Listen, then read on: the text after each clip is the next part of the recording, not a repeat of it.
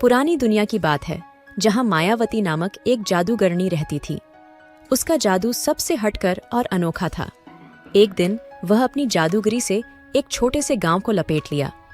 गांव वाले उसके जादू में फंसे हुए थे और वह उनसे बड़ा रत्ती भर भी नहीं डरती थी। एक दिन गांव का एक साधु बाबा, जो सबको सत्य और न्याय की राह दिखाने के लिए जाने जाते थे, वहां पहुंचा। साधु बाबा ने गांव वालों को बताया कि उन्हें मायावती के जादू से मुक्ति प्राप्त करने के लिए एक यात्रा पर जाना होगा। गांव के एक युवक नामक आर्यन ने इस कारवां में शामिल होने का निर्णय किया। वह अपने मित्रों के साथ यात्रा की तैयारी में जुट गया। रात के पहले हिस्से में जब वे एक जंगल से गुजर रहे थे, अचानक एक वृक्ष से एक सुनहरा सा परी उतरी। उस परी ने आर्यन को एक चमकीले पत्थर से मिलाया और कहा, ये पत्थर तुम्हारे सभी समस्याओं का समाधान है, लेकिन इसे ध्यान से इस्तेमाल करना। आर्यन ने वह पत्थर संग रखा और यात्रा जारी रखी। दूसरे दिन जब वे एक नदी के पास पहुंचे तो एक बुद्धिमान मेंढक ने उनसे बातचीत की। मेंढक ने आर्यन को एक चिट्ठी दी जिसमें लिखा था, इस चिट्ठी को किसी को नहीं दिखाना, लेकिन अगर आपको मुश्किल पड़े तो इसे खोलना। आर्यन ने वह चिट्ठी सुरक्षित स्थान पर रख दी। यात्रा का तीसरा दिन जब वे एक पहाड़ी से चढ़ रहे थे, वहां एक बड़ा सांप उनकी राह रोका।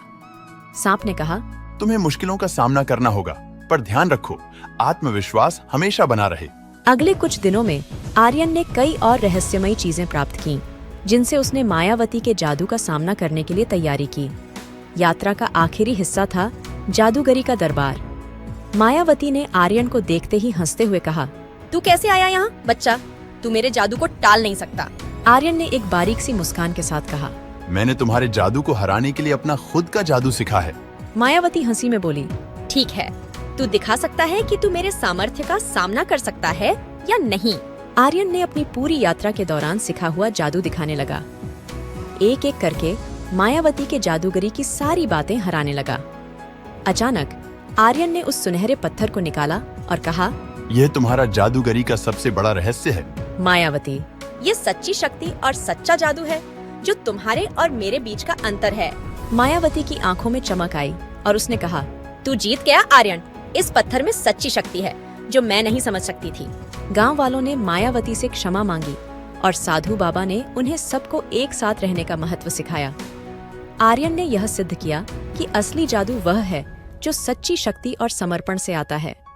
गांव की धूप और रात की चांदनी में आर्यन ने एक नए आरंभ की शुरुआत की, जहां जादू नहीं बल्कि समर्पण और सच्ची शक्ति का ताजगी से बसा था।